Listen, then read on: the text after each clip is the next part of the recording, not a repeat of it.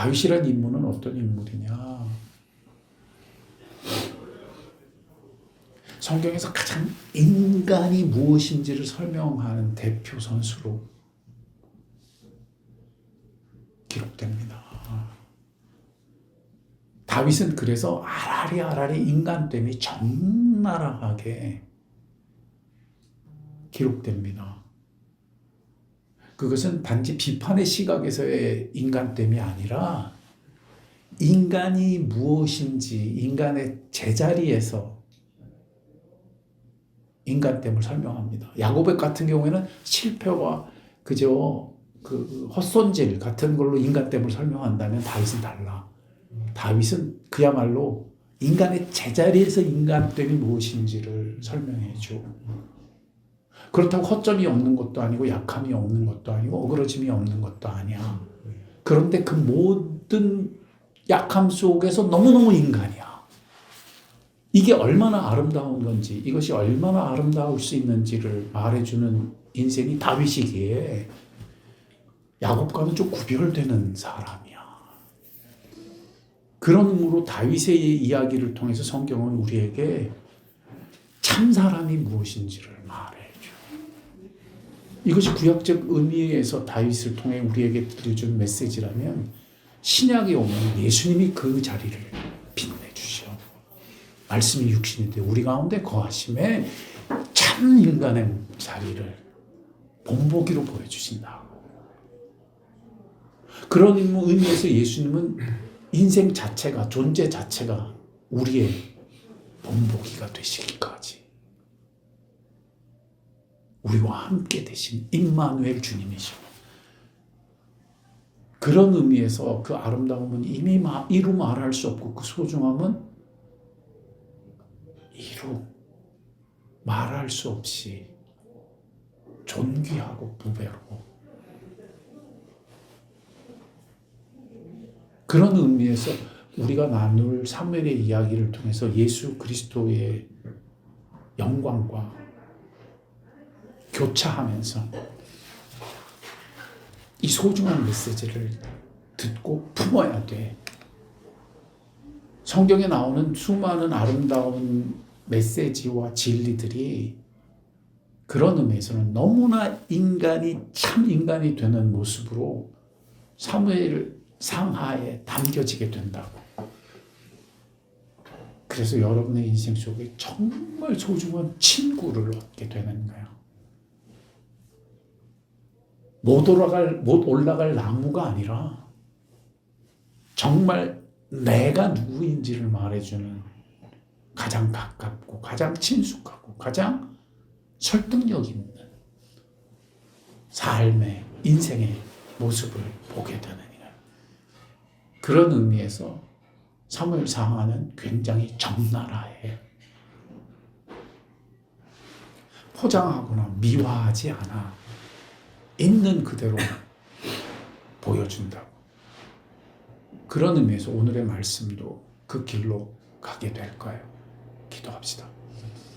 아버지 하나님, 오늘도 사무엘의 말씀을 통해 우리에게 말씀하실 때 우리의 눈이 정직하게 이 진실을 대면하게 하시고 그곳에서 우리의 모습과 우리의 현 주소와 우리에게 말씀하시는 하나님의 음성에 가슴을 열고 감추지 아니하며 듣는 이 시간이 되게 해 주십시오.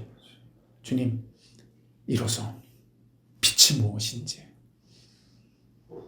하나님이 우리를 이끄시는 이 소중하고 복된 진실이 무엇인지 알며 합해지는 우리가 되게 해 주십시오. 예수님의 이름으로 기도드렸습니다. 아멘. 사무엘서는 처음부터 그런 의미에 있어서 굉장히 단호한 어조로 시작돼. 그것은 사무엘의 어머니 한나를 등장시키면서 정말 소중한 핵심과 중심이 무엇인지를 이야기할 때 한나의 이야기 속에 그걸 알박기 하듯이 꽝 박아내. 그리고 그것이 신약에서는 마리아의 노래와 같이 울려. 그래서 한나의 노래와 마리아의 노래는 굉장히 흡사해. 동일한 신학과 동일한 영성을 가지고 있다고 말할 만큼. 그럼 그 내용의 핵심은 뭐였어? 한나 이야기의 시작, 곧 사무엘 상하가 처음부터 못 받고 시작하는 핵심이 뭐야? 사람의 곤경과 결핍과 고통의 속에서 사람이 기대하는 구원과 하나님이 주시는 구원은 다르더라. 사람이 구원이라고 여기는 것이 구원이 아니었어. 그게 한나의 반전이야. 한나는 자식 때문에 울며 억울함 때문에 하나님 앞에 나아가지. 그러나 하나님은 한나에게 구원을 베푸실 때 한나의 결핍과 한나의 억울함을 해소시켜주는 것으로, 해결하는 것으로 구원하지 않으셔. 이것이 기막힌 선언인 거야. 하나님은 하나님의 구원이 있다고. 그것은 놀랍게도 한나의 고통 속에 오셔서 그 기도 속에 그 마음을 뜨겁게 하시기까지 그 마음에 합하여 함께 하심이었다고. 그때 이 이야기의 결말은 그 문제가 결코 해결되지도 않고 그대로 있었지만 한나는 평강과 기쁨의 모습으로 전환됐다고. 그 이후에 사무엘이 주어지니 해결은 나중에 온다고. 안 올 수도 있다고. 이게 사무엘서에 있어서는 굉장히 중요한 핵심인 거야. 이걸 못 듣고 자기가 구원이라고 여기는 것과 자기가 영광이라는 것을 취하는 모습으로 살아내는 것이 엘리와 두 아들이야. 그들은 끝없이 자신들의 결핍과 자신들의 식욕을 채우기 위해서 산다고. 이것이 인간이 추구하는 인간의 영광이야. 인간의 영광의 길이야. 그런데 그 길은 어떤 길이었어? 그것은 하나님의 성소에 말씀이 끊어지고 엘리는 눈이 침침하고 귀가 멀어 듣지 못하는, 맞지? 듣지 못하는 현실이야. 그때 그 어둠의 한가운데, 그 듣지 못하는 현실 한가운데 하나님이 움직이시지, 하나님이 역사하시지. 그러므로 빛이 다시 시작되지. 그 역사가 사무엘의 역사야. 사무엘아, 사무엘아. 그때 사무엘이 들어. 반응해. 주의 종이 듣겠사오니 주여 말씀하시옵소서. 주여 말씀하시옵소서. 주의 종이 듣겠나이다.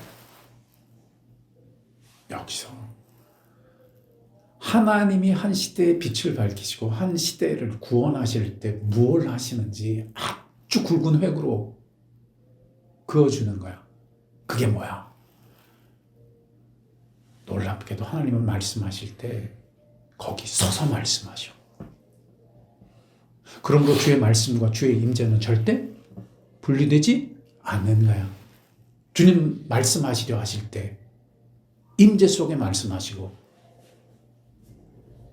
임재 속에 말씀하사 거기 하나님을 나타내어 주시는 거야. 하나님을 주시는 거야. 이게 구원이야.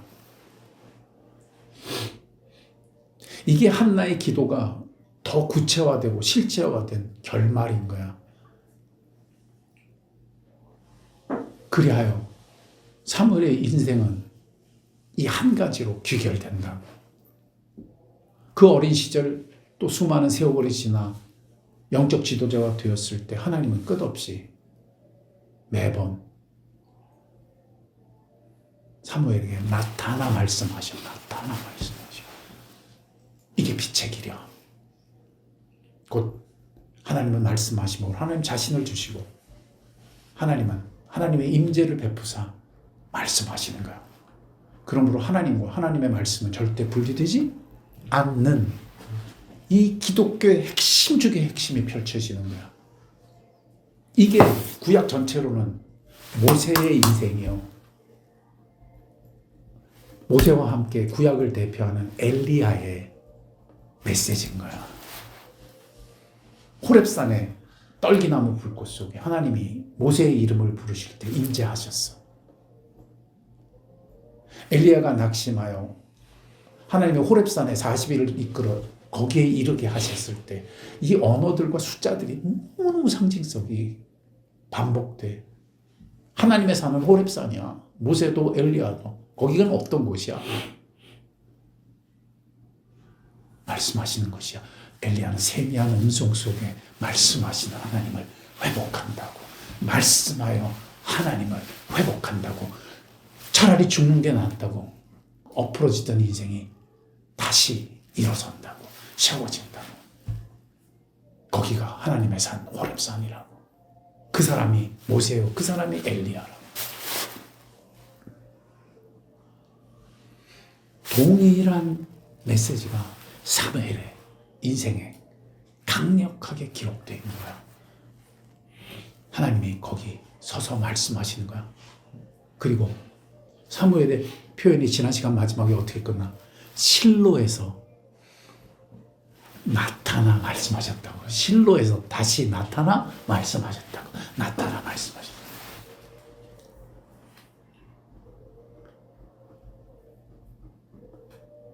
하나님의 말씀하심, 나타나 말씀하시니 말씀하심으로 하나님을 나타내 주시는 거야.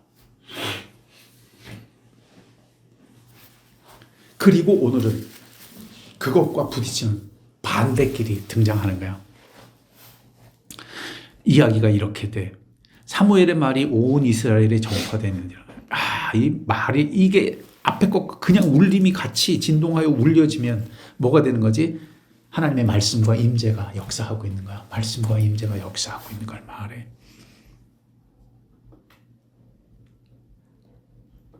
그런데 무슨 일이 생기냐 하면 이런 일이 생겨. 이스라엘은 나가서 블레셋 사람들과 싸우려고 에벨레셀에 진을 치고 블레셋 사람들은 아벡에 진을 쳤더니 블레셋 사람들이 이스라엘에 대하여 전열을 벌이니라. 그 둘이 싸우다가 이스라엘이 블레셋 사람 앞에 뭐하여? 패하여. 그래서 전쟁에 죽임에 당한 군사가 얼마나 되는 거야? 4,000명이 되는 비극이 발생한 거야.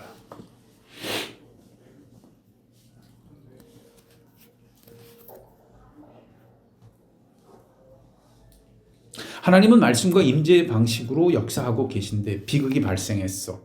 그때 인간은 어떤 길을 걸어가느냐 말이야.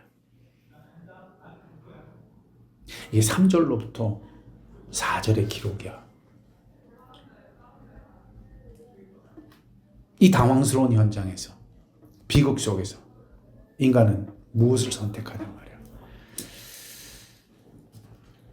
3절에 보면 그 당황함이 나와. 여호와여 어찌하여. 자기가 기대하는 것과 다른 거지. 하나님의 백성이요 하나님 함께 하신다면 어찌하여. 그때 이 감격을 인간은 무엇으로 메우느냐. 그들이 말해.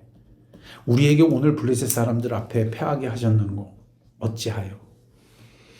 그래야 그들의 선택이 뭐야? 무서운 선택이 등장해. 여호와의 언약궤를 실로에서 우리에게 가져다 우리 중에 있게 하여 그것으로 우리를 우리 원수 손에서 구원하게 하자.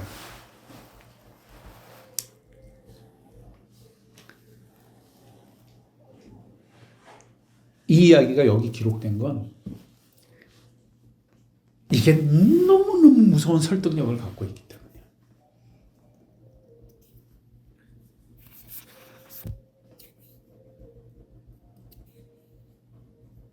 이 이야기는 한마디로 말해서 무슨 일이 일어나냐. 이것 때문에 망해. 이것 때문에 완전히 파산당해. 그래서 충격이야. 뭐가 충격이야? 분명히 하나님은 홍해를 가르칠 때도 요단강을 건널 때도 하나님의 언약궤를 앞세워 승리하게 하셨고 하나님의 언약궤를 앞세우게 하셔서 홍해도 요단강도 갈라지게 하셨어. 맞아?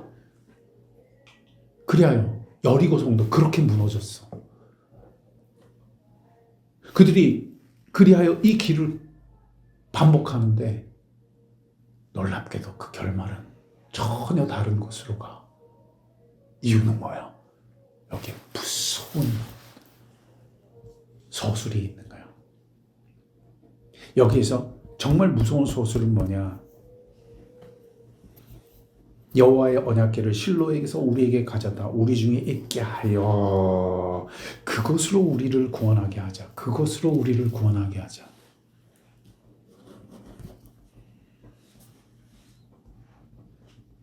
놀랍게도 여기에 감춰져 있는 무서운 맥락은 수다마하는 거야.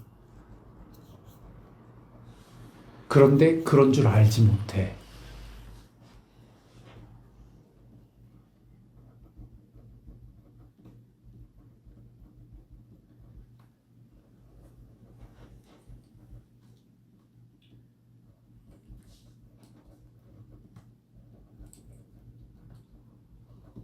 그런데 성경은 굉장히 아이러니컬하게도 이걸 뭐라고 표현하냐면 5절로부터 9절에 나오는 블레셋 사람들의 반응으로 이거를 풍자하듯이 표현해. 뭐야? 그날 이런 그들의 선택에 설득받은 것은 하나님이 아니라 블레셋 사람들이야. 이 길이 결코 하나님을 설득하지 못해. 하나님을 움직이지 못해. 누구를 감동시키지? 블레셋을 감동시키지. 언약궤가 들어왔어. 그랬더니 누가 비명을 질러? 누가 환호를 해? 이스라엘은 환호하고 블레셋은 비명을 질러. 뭐라 그러면서? 저들의 신이 저들 가운데 들어왔다. 저들의 신이 저들 가운데 들어왔다. 저들이 신을 움직이고 있다. 이게 무슨 방식이야? 블레셋이 가장 잘 이해하는 방식이야. 그날 이 언약궤를 들고 들어온 이스라엘이나 블레셋이나 스피릿이 같다 다르다? 같다. 같은 맥락이다. 5절에 이스라엘이 큰 소리를 외쳐 6절에 블레셋이 그 외침을 듣고 같이 흔들려 7절 블레셋 사람이 두려워하여 이르되 신이 진영에 이르렀거든. 저들의 신이 진영에 이르렀거든.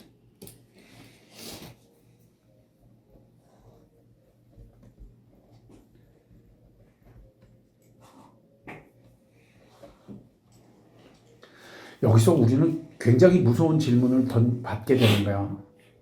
시대가 반복되어도 여전히 우리가 살고 있는 이 시대 속에 우리에게 가장 설득력 있고 영향력 있는 선택은 무엇인지 묻고 있는 거야. 우리도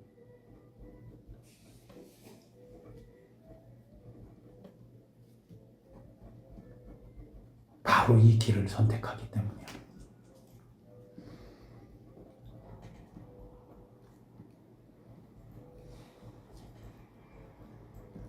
이 길을 걸어간 동류의 사람들이 있어. 신약에 오면 그게 갈라디아 교회예요. 그래서 갈라디아서가 쓰여져.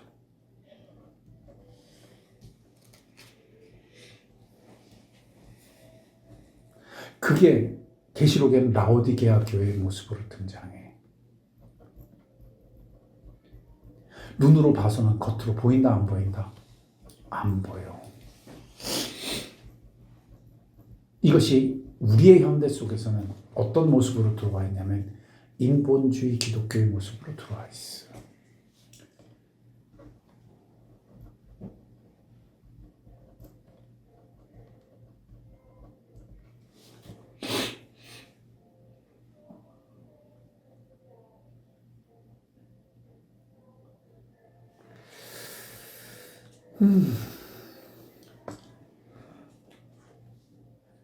그래서 이 속임이 여기에 기록되었으니 우리를 흔들어 깨우시는 거야.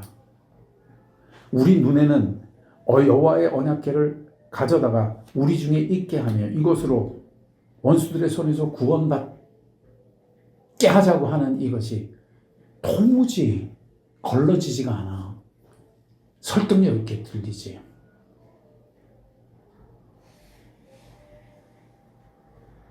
그러나 이 길의 결과는 뭐야? 하나님은 절대 설득당하지 않으셔. 이게 성경이야. 이 페이지. 이 선언이야. 10절이 그거야. 블레셋 사람들이 쳤더니 이스라엘이 패하여. 앞에서는 4천이 죽었지. 여기서는 3만 명이 죽어나가나.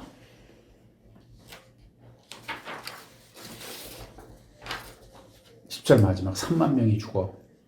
그뿐이 아니야. 11절에 가면 하나님의 언약궤를 아예 빼앗겨버려. 그리고 그 자리에서 홈리와 비나스가 죽임을 당해. 세 가지 결말이야. 이 세 가지 결말은 하나님의 부인이 기록된 거야. 하나님은 결코 이용당하지 아니하신다. 그러나 인간은 무엇을 가장 설득력 있게 여기냐면 하나님을 수단화하여 이용하는 것을.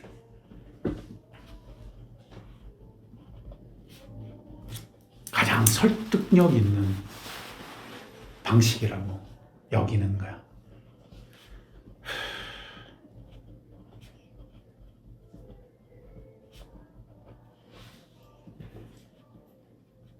여기서 우리는 가슴을 열고 처음을 깨어나야 돼.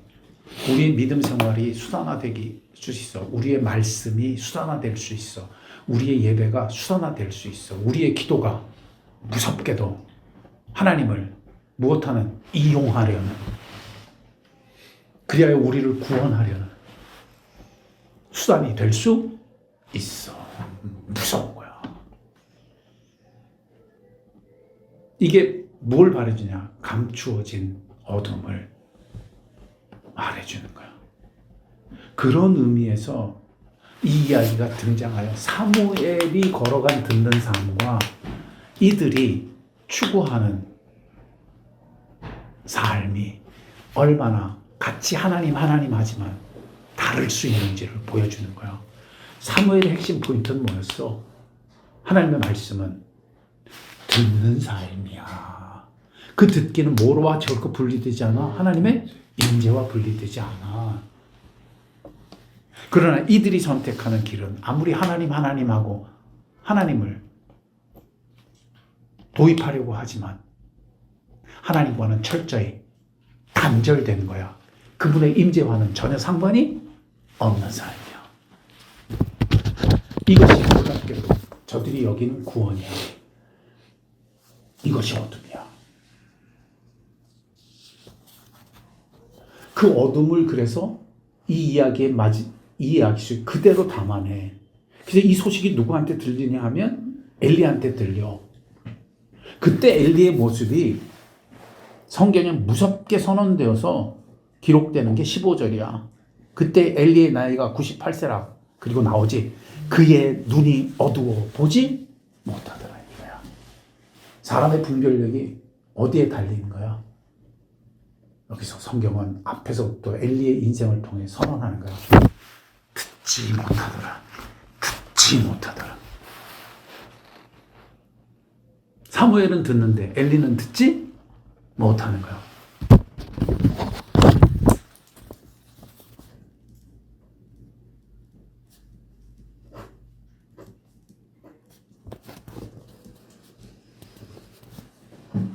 그때 이 비극은 철저하게 선언됩니다.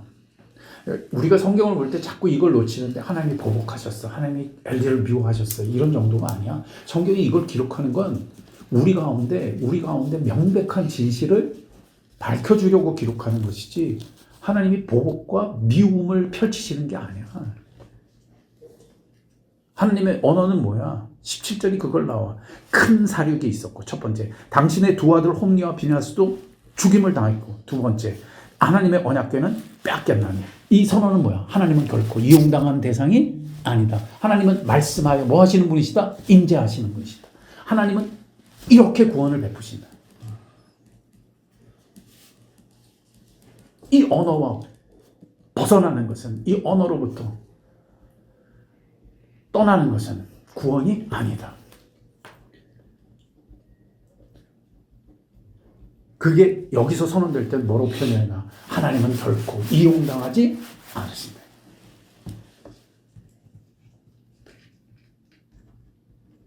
그래서 이게 놀랍게 반복되지, 엘리 자신한테 반복돼. 그게 뭐야? 첫째, 의자가 뒤로 넘어지는 거야. 둘째, 목이 부러져 죽는 거야. 세 번째, 나이 많고 비대한 모습을 밝히는 거야. 이건 뭘 말해줘?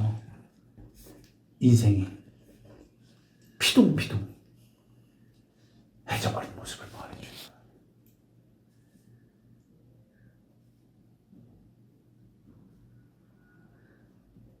이게 한마디로 말하면 뭐야?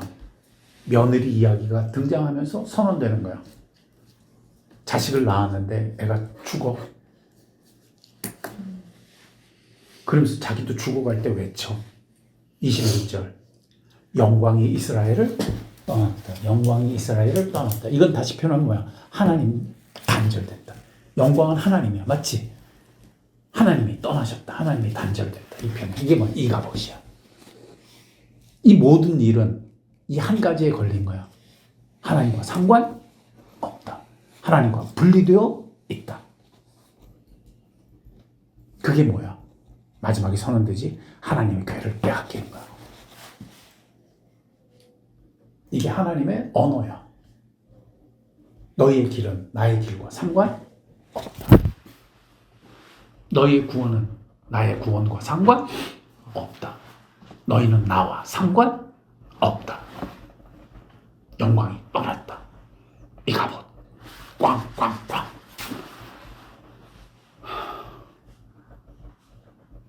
여기서 우린 정신 차려야 돼. 뭐가 정신이 번쩍 들 때? 지금 성경이 선언하는 빛과 어둠의 길이 핵심 포인트에 눈 떠야 돼. 하나님이 우리를 구원하시는 것은 하나님 자신을 주심으로 구원하시는 거야. 하나님이 없는 구원은 없는 거야. 그러나 인간은 이 빛을 살지 않고 어둠에 들어갈 때마다 자기가 구원이라고 여기는 게 자기를 구원할 줄로 주장하는 거야. 그들의 믿음은 뭐야? 전쟁에서 이기는 거야. 패배가 해결되는 거야. 맞아? 누가 아니라 하나님이 아니라 하나님이 아니야.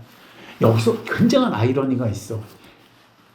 홍해가 갈라진 것도 여호와의 언약궤와 임재를 상징하기 때문이었지. 요단강도 갈라지는 까닭이 임재를 앞세우는 거였지. 그래서 제사장들이 물을 밟을 때 맨발로 밟게 하시지. 맨발의 언어는 누구의 언어야? 모세의 언어지. 네 발에 신을 벗어. 네 발에 신을 벗어. 그래서 저들이 요단강을 밟을 때 신발을 벗고 들어간다고. 거기는 누구의 임재가 있는 것이니까.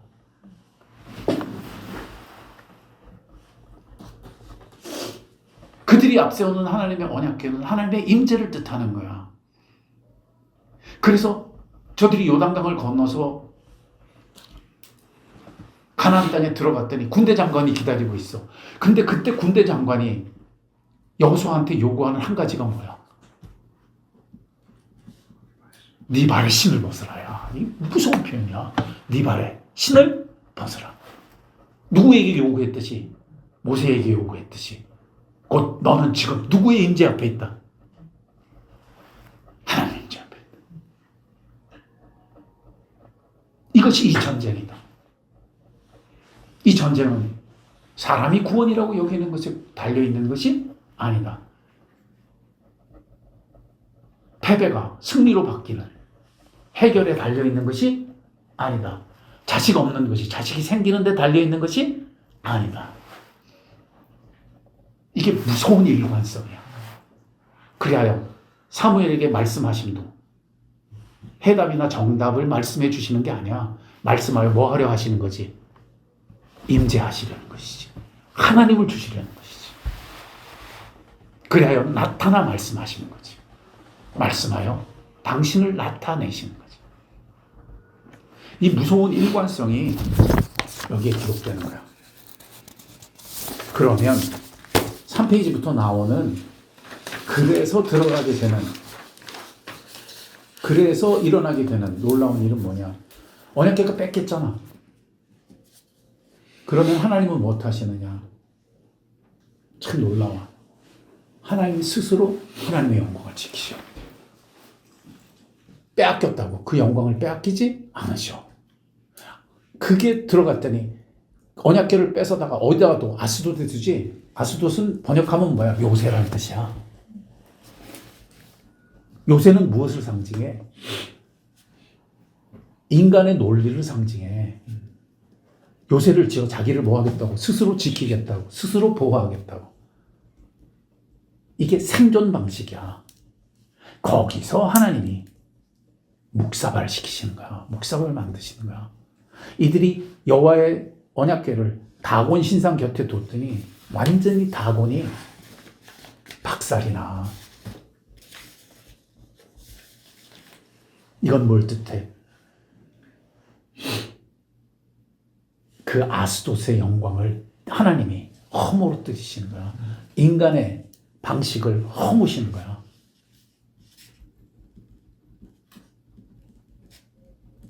곧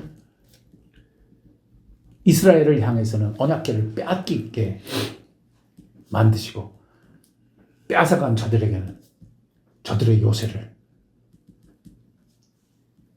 묵사발시키시는 거야. 저들이 믿는 다곤을 묵사발시키는 거야. 다곤은 어떤 상대야? 이용당하는 신이지? 맞아? 그게 우상이지.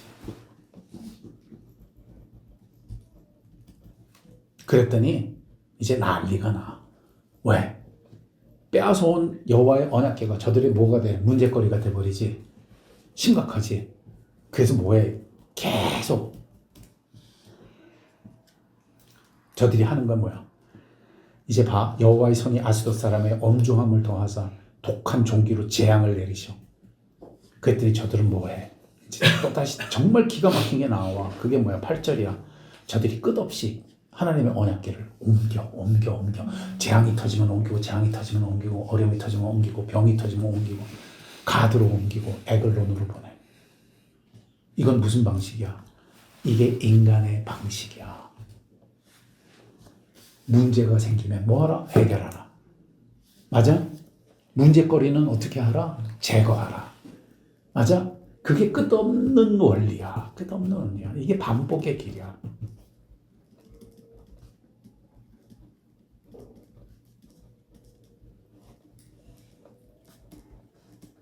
그것을 상징하는 게 아스돗이고, 그것을 상징하는 게 다곤이고, 그 길을 보여주는 게 가드로 옮기고 에그론으로 옮기는 거야. 이게 인간의 철학이야. 여기서 무서운 게 나오지. 뭐가 나와? 인간은 문제를 해결하는 것으로 자신을 지킬 수 있으리라고 여기는 거야.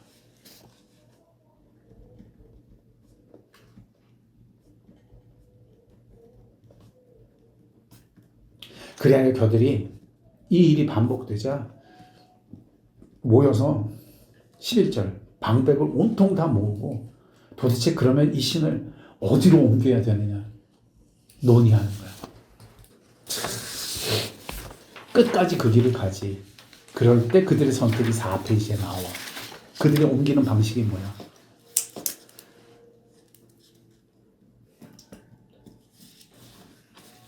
그들의 결론이야. 7단 만에 내리는 저들의 결론. 1절. 이제 7달이 지났어. 그랬더니 저들은 3절의 결론을 내려. 신의 궤를 보내려거든 거저고 보내지 말고 그에게 뭘 드려야 할지니라 속건제를 드려. 이건 뭐야? 달래려는 거야. 맞아?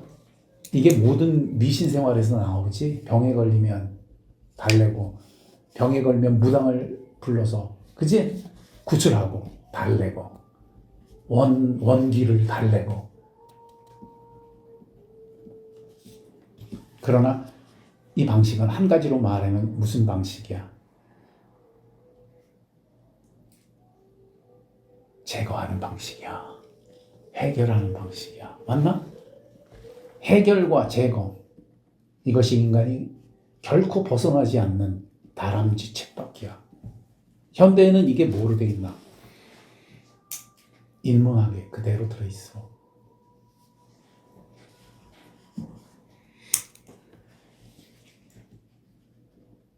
그 철학이 무슨 철학이지? 문제화 시키는 거야. 이게 문제야. 문제를 어떻게 해야 돼? 해결해야 돼. 문제를 제거해야 돼.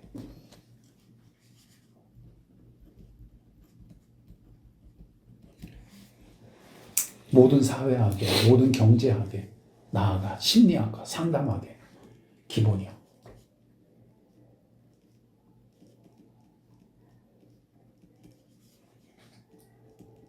놀라운 사실은 현대 기독교는 동일한 움직임을 받아들여 버렸어. 교회 안에서도 사람을 돕고 그들을 치유할 때 놀랍게도 세상의 방식을 그대로 받아들였다 안 받아들였다. 목회자들이 내가 신학할 때부터 가장 하고 싶어 했던 두 번째 라이센스가 상담사야. 심리학이야.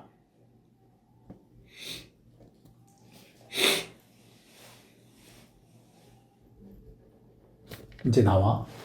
오늘 이야기의 첫 번째, 이스라엘은 뭐 하려 하고 이용하려 하고, 블레셋은 달래어 해결하려고 하는 거야. 이스라엘은 이용하여 해결하려 하고 자기네 패배를, 맞나? 블레셋은 달래어 해결하려고 하는 거야.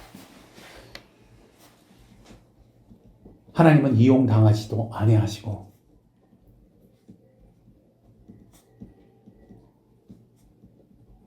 저들의 뜻대로 움직이지도 아니하셨더라. 이 선언이야. 근데 놀랍게도 여기에 쓱 세 번째가 들어가 있어. 이게 성경의 무서운 점이야. 이용하거나 달랠 뿐 아니라 또 하나 쓱 있는 거야. 그게 뭐야? 그래서 들어가게 된 마지막 베세메스야. 이 지역은 어떤 지역이야? 이스라엘의 경내로 들어온 거야. 되돌아온 거야. 근데 베세메스 사람들은 뭘 했느냐? 19절을 저질러. 하나님의 백성들인데 19절을 저질러. 뭐야? 19절. 베세메스 사람들이 여호와의 언약궤를 어떻게 본 까닭에? 들여다본 까닭에. 죽어나가. 이것이 연속되는 비극이야. 뭐로 여긴 거야? 호기심의 대상으로 여긴 거야.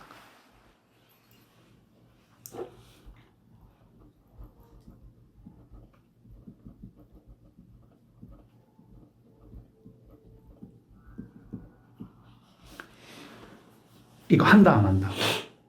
한다. 이용하는 것이 작동이 안 되고 달래어 움직이는 것이 작동 안 될 때 호기심이야. 뭐야? 연구하는 거야. 알려고 하는 거야. 여기서 안다는 건 무슨 대상이지? 인격적으로 알고 싶어 하는 거야? 비인격적으로 알고 싶어 하는 거야? 비인격적이지? 들여다보는 거지? 호기심이야. 여기서 성경은 선언하지. 하나님에게는 하나님의 길이 있다고. 하나님에게는 하나님의 길이 있다고.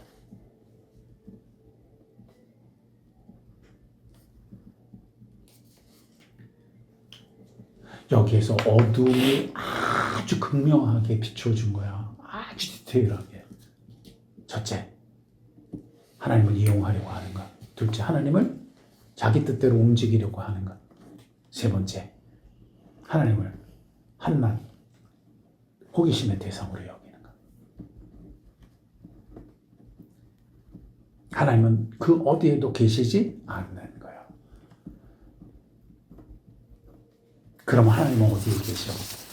성경적 선언이 상징적으로 나타나는 이야기가 에스겔서에 기록되어 있어. 한나가 걸어가고 사무엘이 걸어가는 그 길은 어떤 길이야? 이 길이야. 이게 에스겔서에서는 회복을 이야기할 때 이렇게 선언되어 있는 거야. 그들이 이른바 그의 나라에서 내 거룩한 이름이 그들로 말미암아 더러워졌나니. 하나님의 관심은 어디에 있어? 하나님의 이름에 있어. 그게 21절의 선언이야. 더럽힌 내 거룩한 이름을 내가 아꼈노라. 하나님은 뭘 아끼신다? 하나님의 거룩한 이름을 아끼시는 거야. 인간은 뭐에 심취되어 있는 거야? 자기 구원. 자기가 구원이라고 여기는 것. 자기 호기심. 자기 뜻대로 움직이는 것. 거기서 이 모든 사건을 통해서 이스라엘 역사를 통해서 하나님이 선언하시는 거야. 22절. 내가 이렇게 행함은 너희를 위함이 아니요. 이것은 하나님의 이기적이라는 뜻이 아니야. 초점이 뭔지를 말해주는 거야. 너희의 인생은 너희 자신의 중심이 아니라는 거야. 너희가 너희 자신을 위함으로 너희를 스스로 구원할 수 없다는 거야.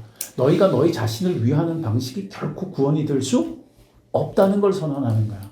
왜냐하면 하나님의 관심은 우리가 우리를 위하는 것, 거기에 중심에 있는 것이 아니기 때문이야. 하나님의 관심은 어디 있어? 거룩한 이름에 있어. 하나님에게 있어.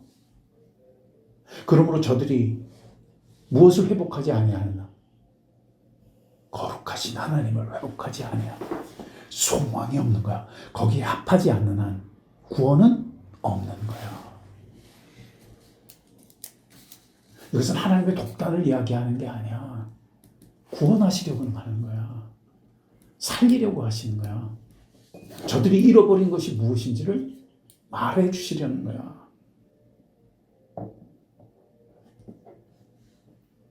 그래서 하나님의 원동력은 어디에 있느냐? 23절에 있어.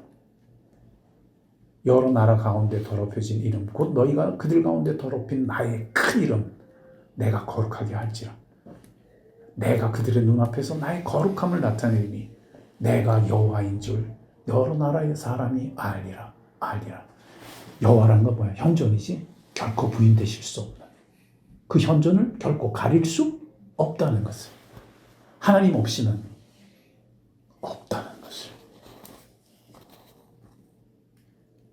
이것이 전 세계적인 선언이라면, 이것이 한 인생을 통하여 믿는 자들에게 펼쳐질 때는 24절의 방식으로 펼쳐지는 거야. 우리에게는 그래서 이런 일이 일어나는 거야. 뭐야? 24절. 내가, 하나님이 주동하셔. 하나님에게는 하나님의 길이 있어. 뭐 하셔? 이끌어내사 25절. 맑은 물로 너희에게 뿌려서 너희로 정결케 하되. 거룩하게 뭐야? 정결케 하는 게 뭐야? 더러운 곳에서, 모든 우상 숭배에서 건지시는 거야. 더러운 것과 우상 숭배의 핵심 본도는 뭐야? 하나님을 떠나는 거야. 하나님을 이용하려는 거야. 맞지? 그 맑은 물의 역사가 무슨 역사야? 하나님이 행하실 때 26절의 역사가 되는 거야. 새 영을 너희 속에 주시는 거야. 우리의 영을 새롭게 하시는 거야. 새 영이 되는 역사는 무슨 역사야? 새 마음이 주어지는 역사야. 우리의 마음이 이제는 달라지는 거야. 스스로를 위하거나 스스로 구원이라는 것을 여기는 것이 아닌 거야. 이제는 달라지는 거야. 어떻게 달라져? 어떻게 새 영이 되고 어떻게 새 마음이 돼? 27절이 핵심 코드가 등장해. 내 영을 너희 속에 둬. 내 영을 너희 속에 둬. 이게 예수 그리스도의 오심이요. 이것이 곧 성령의 강림이지. 하나님은 하나님 자신을 주셔야만 하는 거야. 인간의 구원은 하나님 없이는 결코 이루어지지 못해. 애가 없던 사람이 애가 생긴다고 해서, 전쟁에 망한 자가 전쟁에 승리한다고 해서 주어지는 게 아니야. 구원은 그렇게 주어지지 않아. 구원은 하나님이 우리에게 오셔야 돼. 그때 새 영이 되고 새 마음이 되는 거야. 하나님의 영이 우리 속에 주어지는 거야. 그리스도가 우리 안에 거하시는 거야. 우리가 하나님 안에 거하는, 하나님 영이 우리 안에 거하는. 그게 뭐야? 28절의 선언이야. 그게 28절이야. 그게 뭐야? 너희 조상에게 준 땅에 너희가 거주하면서 뭐가 되고? 나의 백성이 되고 나는 너희의 하나님이 되리. 이게 언약이야. 이게 언약이지. 새 언약이야. 이것이 예수 그리스도의 역사야. 이것이 한마디로 누구에게서 다 성취돼? 예수님 안에 성취되지. 하나님을 아버지라고 부르게 되는 거야. 나의 하나님으로. 나는 하나님의 소유가 되는 거야. 그리스도 안에서. 여기서 하나님의 방식이 밝혀져. 하나님은 하나님 자신을 주시고 우리를 획득하시는 거야. 하나님에게 획득될 때만 구원이, 인생의 제자리가 확보되는 거야.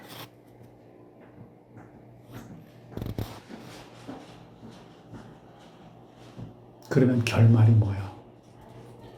29절로 31절은 굉장히, 32절까지 굉장히 실존적인 결과를 말해줘. 그게 뭐야?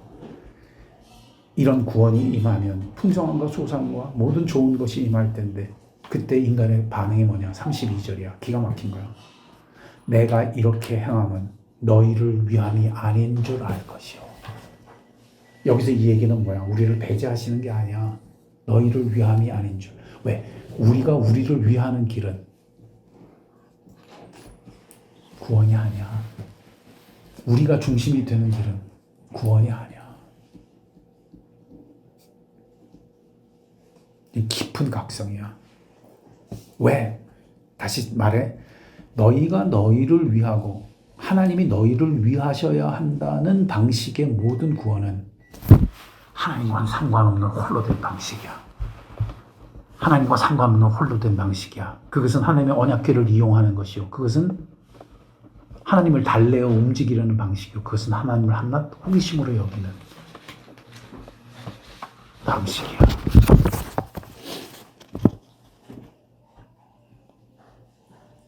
그때 이걸 깨달을 때 마지막 결론이 뭐?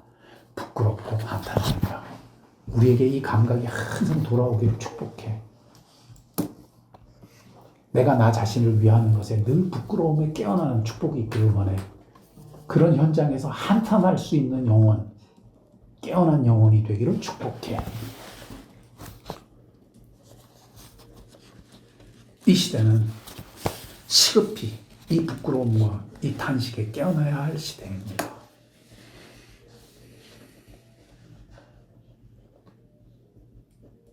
이것이 빛과 어둠이 갈라지는 길이요. 이것이 곧 하나님이 우리를 구원하시는 온전한 구원이니 어둠과 빛이 여기서 갈라집니다.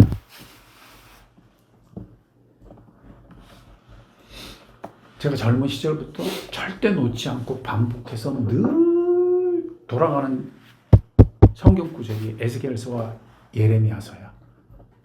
에스겔서 32장, 에스겔서 36장 여기야. 같은 언어야.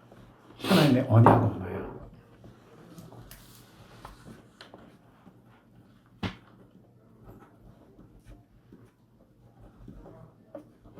이 부끄러움과 한탄은 우리 가운데 적어도 세 가지 영역에서 일어나야 돼. 첫째, 하나님의 언약궤로 하나님을 움직이려고 하는 것. 두 번째, 하나님을 달래어 하나님을 움직이려고 하는 것, 이용하려는 것. 세 번째, 하나님을 한낱 호기심의 대상으로 여겨.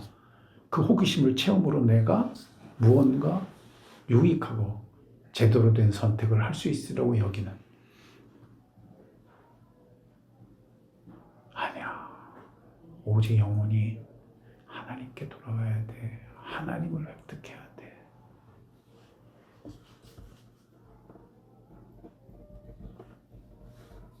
여러분의 말씀 생활이 그런 하나님의 임재가 되기를 축복합니다. 여러분의 기도 생활이 그런 하나님의 이름을 불러 하나님과 함께 거하는 만남이 되기를 축복합니다. 여러분의 구원이 하나님을 만나 그분을 즐거워하고 그분이 나를 기뻐하시는 온전한 즐거움으로만 채워지기를 축복합니다. 호기심을 채워서 만족하지 말고 호기심을 채우는 것으로, 호기심을 자랑하는 것으로 사람들에게 설득하지 말고 인정받으려 하지 말고 하나님의 기쁨을 입고 하나님을 기뻐하는 자리, 하나님의 사랑을 입고 하나님을 사랑하는 자리로 복귀하는 인생길이 되시기를 축복합니다. 축복합니다.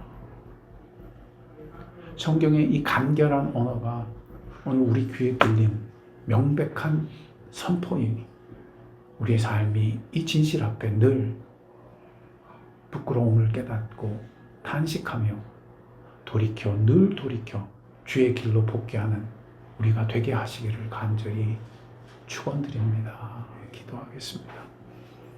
아버지, 이와 같이 하나님께는 하나님의 길이 있음을, 그래야 하나님은 결코 이용당하실 수 없는 분이시며 우리 뜻대로 움직이시는 분도 아니시오.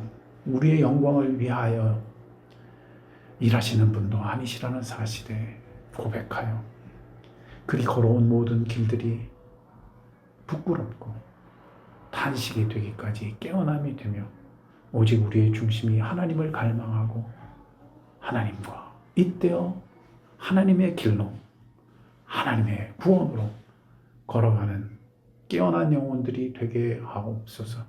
이 말씀이 우리의 발의 등불이 되게 하시고 주님이 우리를 향한 열망을 듣는 기회가 되게 하옵소서. 우리의 일주일이 이 길에 서게 하시며 다른 길로 걸어가지 말게 하옵소서.